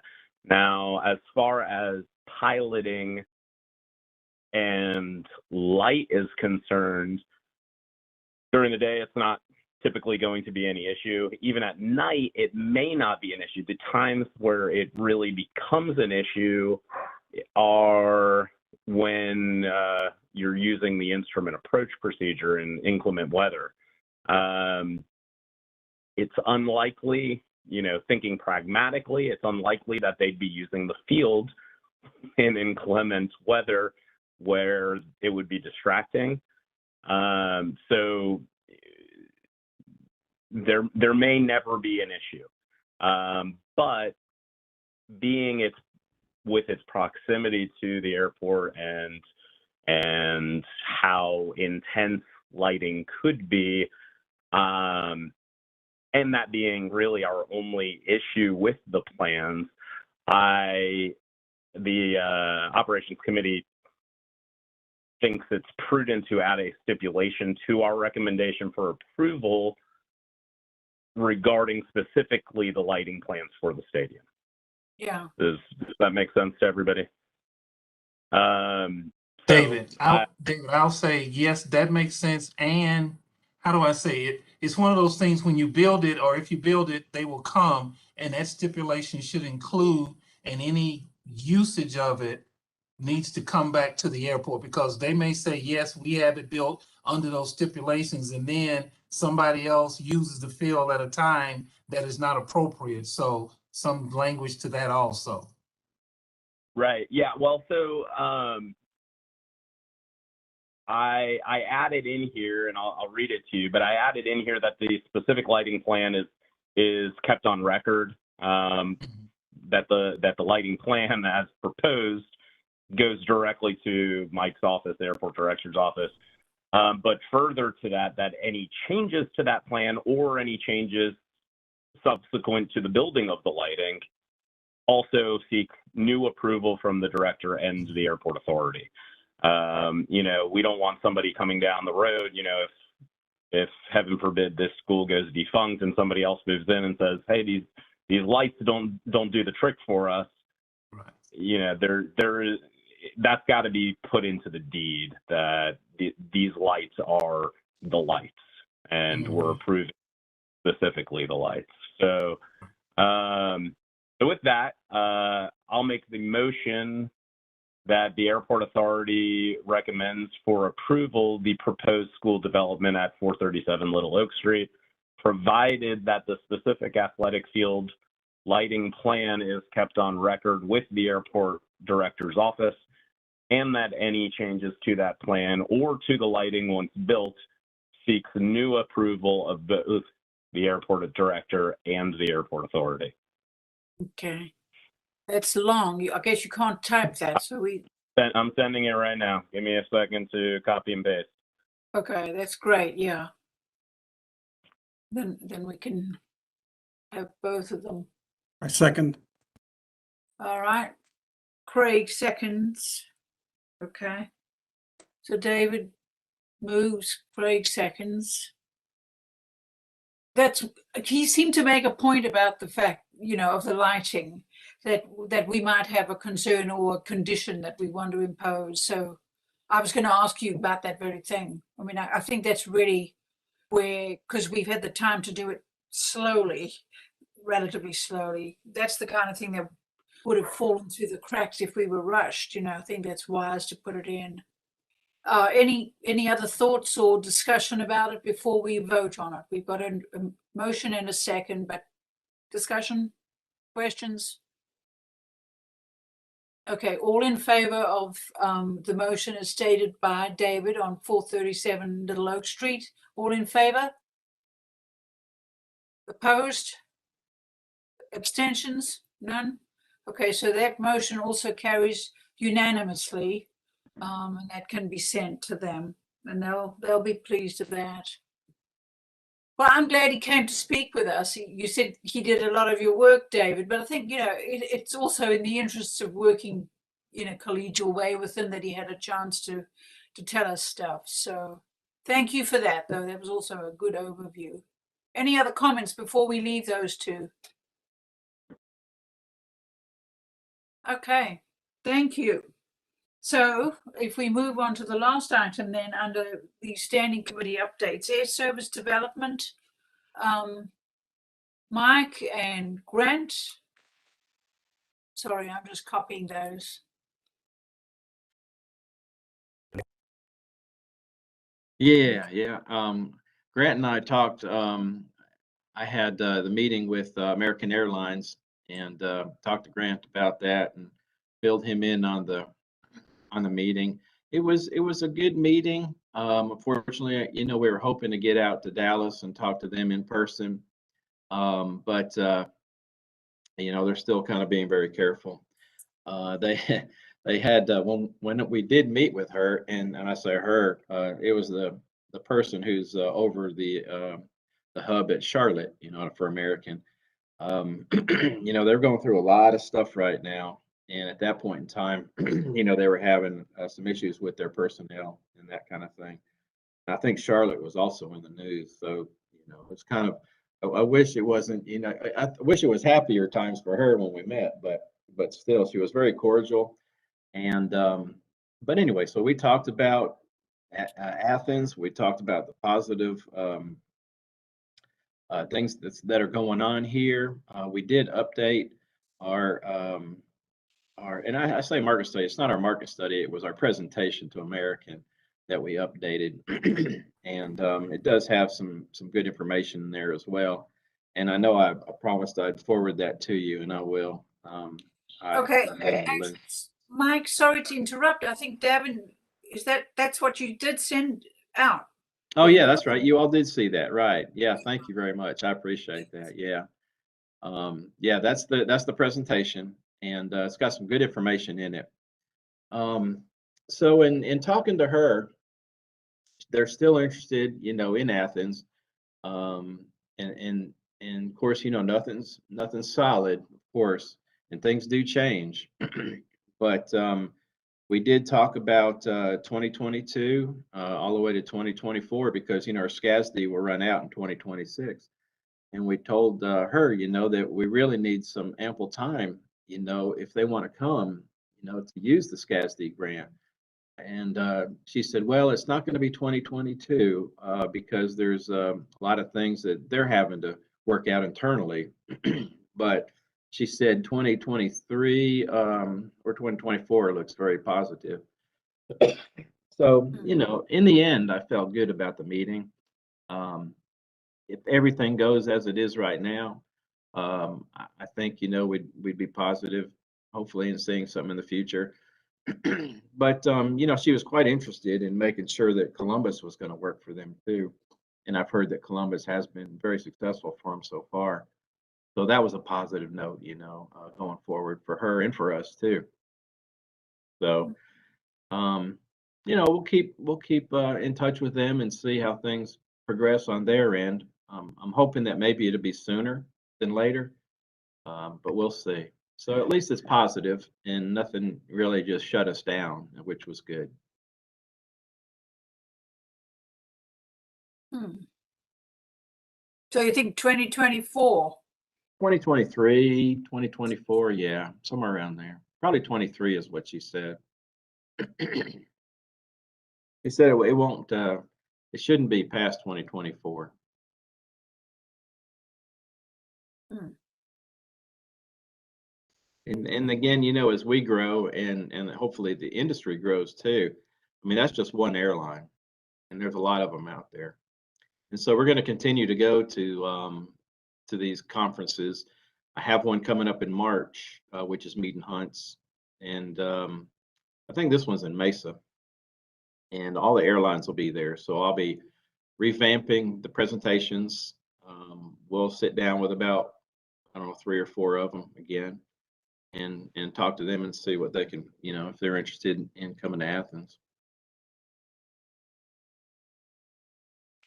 Very good. Keith, you had something you also wanted to add here in terms of possibilities, didn't you? What, I don't, I'm catching you off guard. It wasn't about American, it was about electric air taxis or something. oh, yeah, there was a page, and maybe Mike may, I think the way we were leaving it, maybe Mike can kind of help drive a discussion a little bit later, because he's been in the loop about air taxis seem to be a popular thing. I see David smiling there.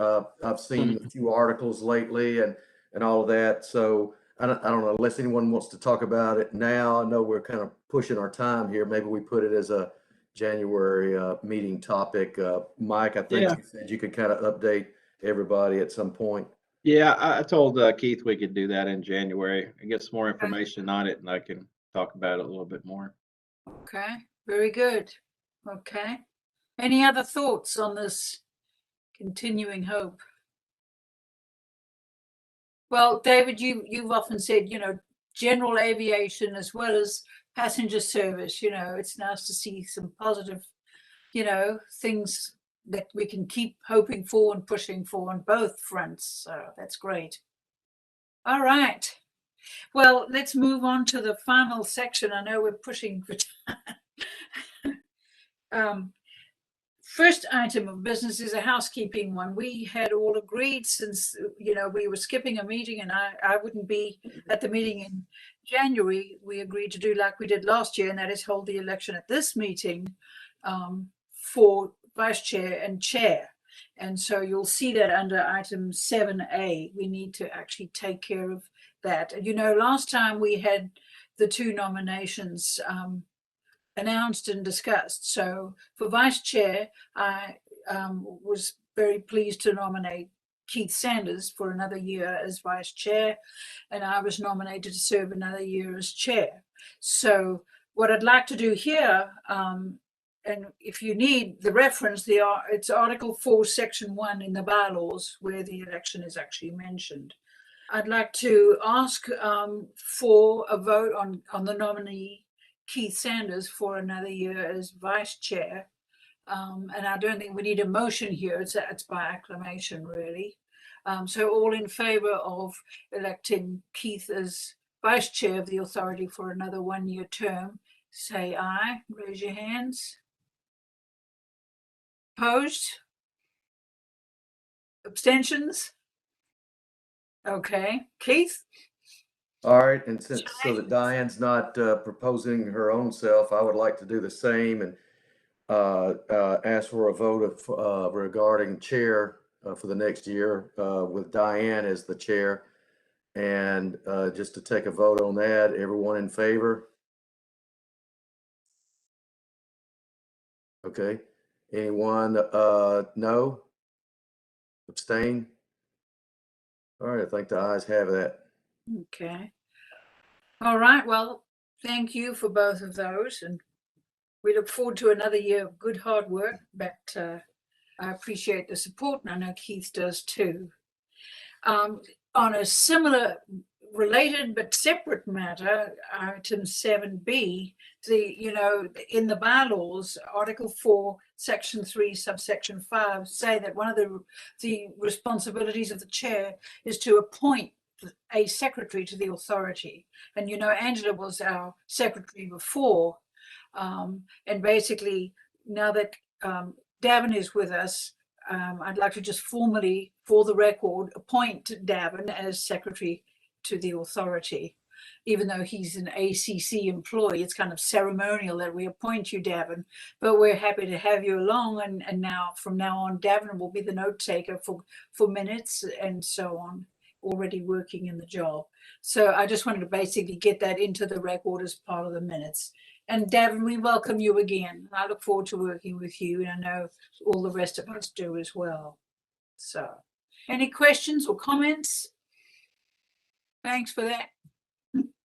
Okay. I had put in a placeholder under the next point, the schedule for tasks following this meeting, because, we're kind of in a long time span here. The next big event is Christmas or the holidays for everybody in one form or another. The next meeting will be at the end of January. I think the big task, obviously, after this meeting, now that we've taken care of the planning proposal and those votes, is the annual report.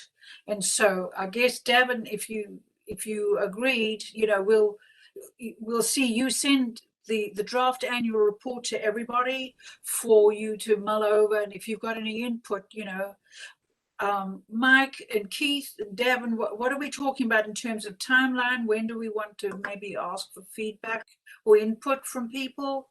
Well, we've got a good start now. Davin's done a lot of work on this, and I think if we can just fine tune it, just determine first of all if we want to go landscape or portrait, and then we can just fine tune this thing and send it onto the printer. Well, for input, because I know people, once I'm so used to thinking of the academic year, once exam week is over, the place empties out, everybody leaves. So, I mean, I'm suggesting that maybe you might want to ask for input in the next week or so to get it. How does that sound for everybody? In the next calendar week, what would that take us to? Like the middle of December, 14th, 15th of December, before the actual real break for the holidays.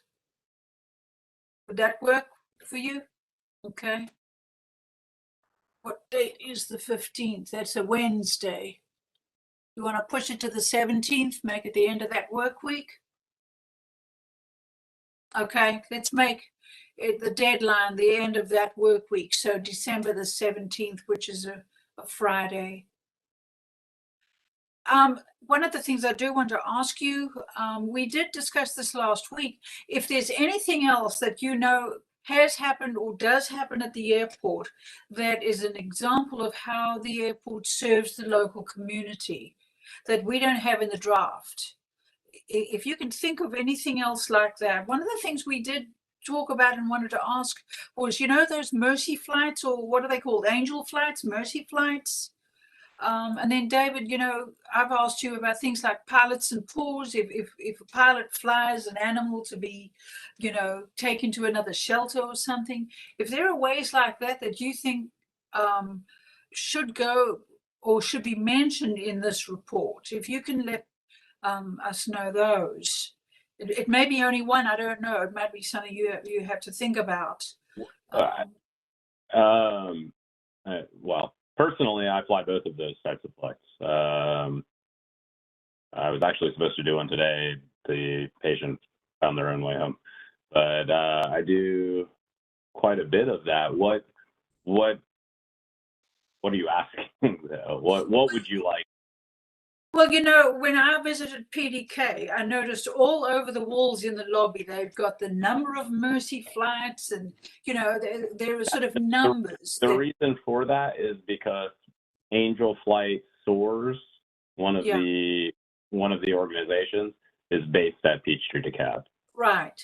So, so I don't know exactly for this airport, is there any way to report it appropriately in the annual report so people know, okay, that kind of thing is also going on out of this airport, even, you know, if it's on a secondary basis. And if you say you do and you're a pilot that flies out of here.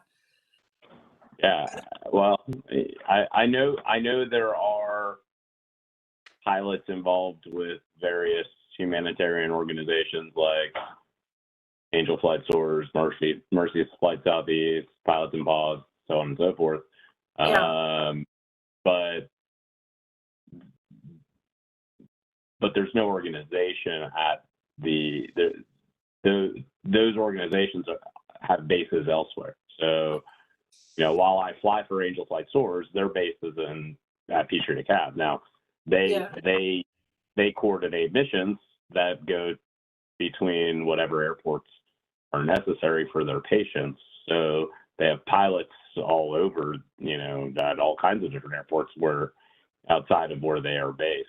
I guess you could. I know that Pilots in Pause has a right through their website forum. You can find how many pilots are based at least within any zip code or city. But I would think that you'd need to seek that information directly from the organizations, and they're Okay. Yeah, I mean, I wouldn't say countless organizations, but I'm a member just of people flying organizations. I'm a member of probably 6 or 7 that I can ramble off at the top of my head. So I just don't know how you tabulate that or get the information. Okay. You may we were just wondering. Maybe to survey the tenants. Yeah, we were just wondering. I mean, you know, for people, in terms of the market for the report, if people were to see, oh, so maybe there were X number of Mercy flights that actually were made out of this airport, or there were X number of occasions when an animal was transported to another shelter or for rescue. Yeah. So just like I think with a number. Probably get that information would be to survey the tenants request, and then more than X type of quantify.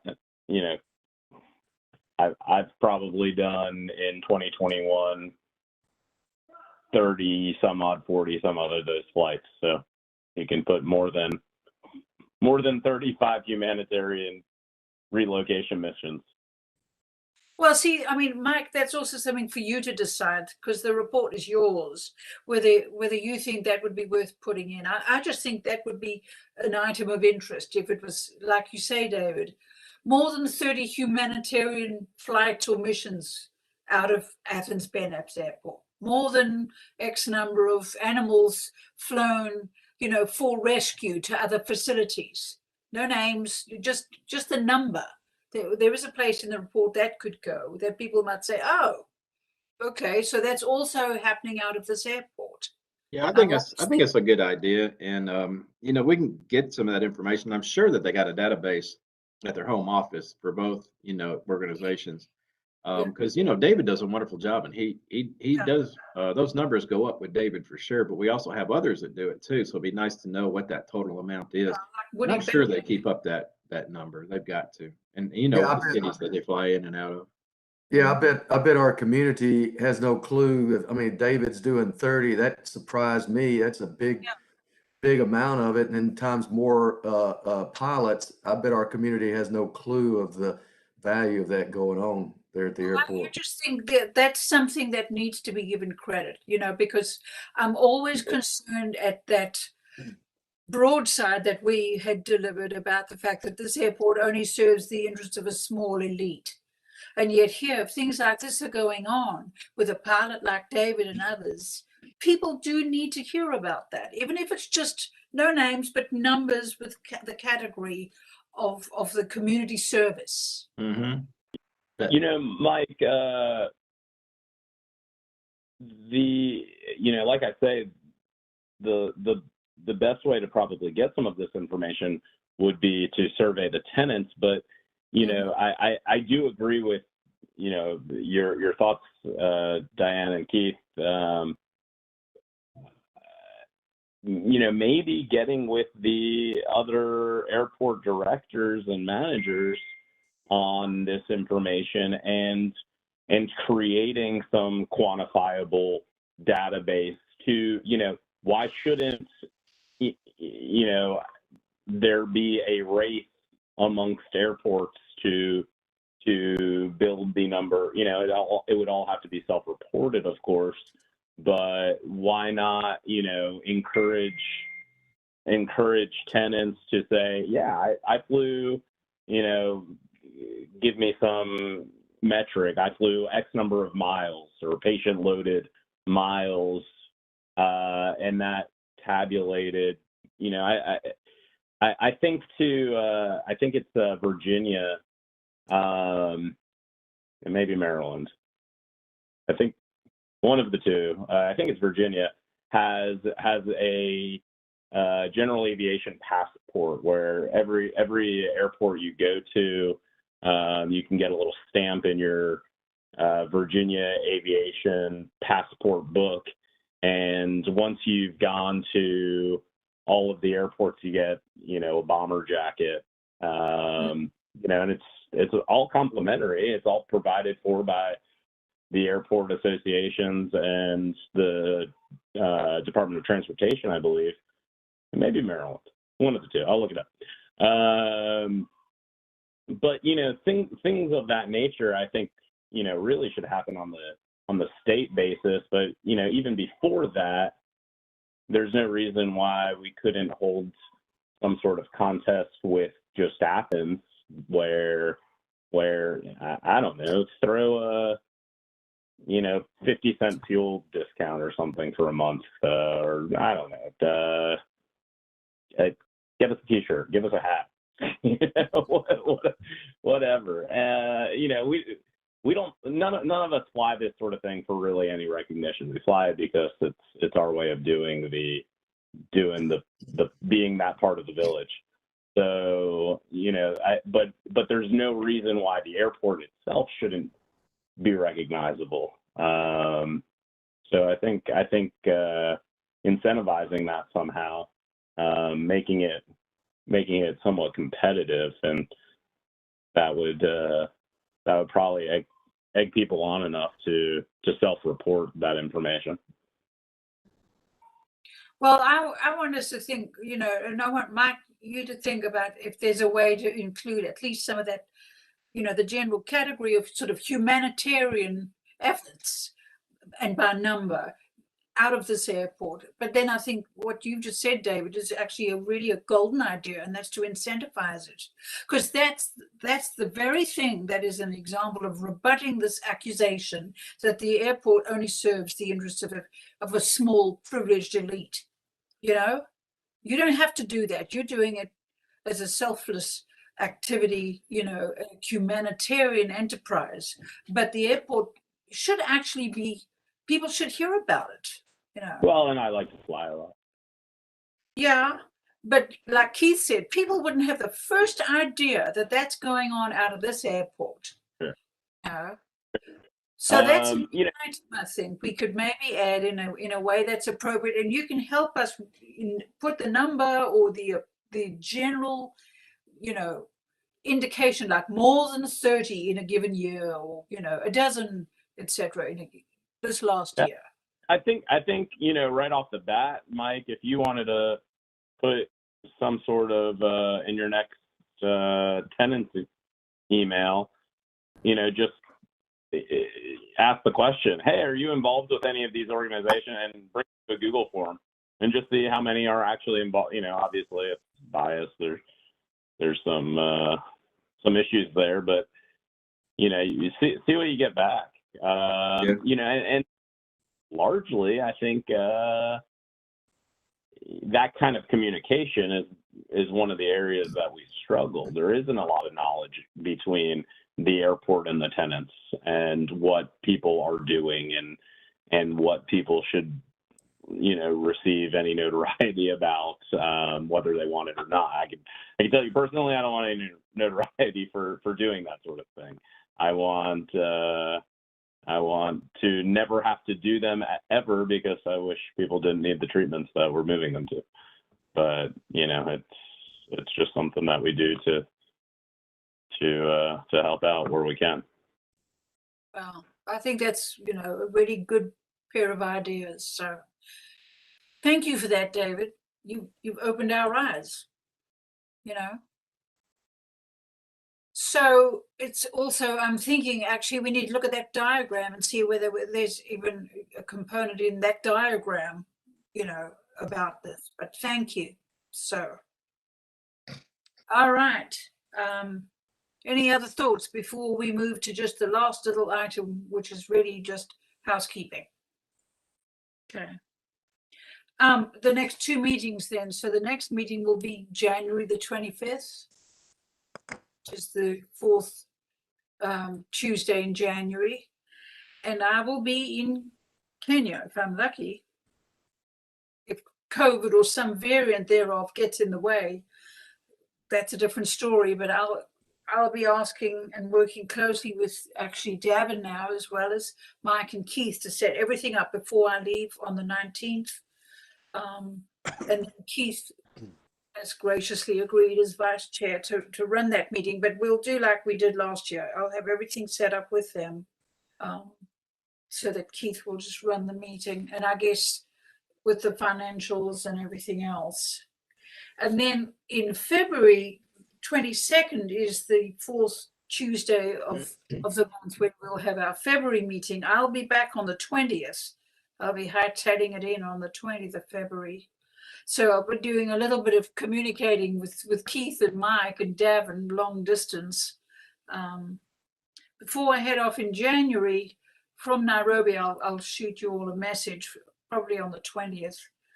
Because once I go off into Tsavo National Park, I'll be out of reach altogether. No signal, email, no phone, nothing. So just wanted to give you the heads up on those, but I'll be sure that all the, you know, the paperwork and the homework is done before I head off. So, okay, well, I guess we've reached the end of a very long agenda, and I do thank all of you. If there's nothing else, can I have a motion to adjourn this meeting, please? You'll want to stay longer? Okay. Keith moves. Craig seconds. All in favor of adjourning? Okay, thank you very, very much. And so I just want to say a special thank you to everybody. And actually, David, you've contributed a lot today, and you've let on some secrets that now we know. We're not going to let you drop those. So thank you. All right. Merry Christmas, everybody. All right. Happy holidays, everybody.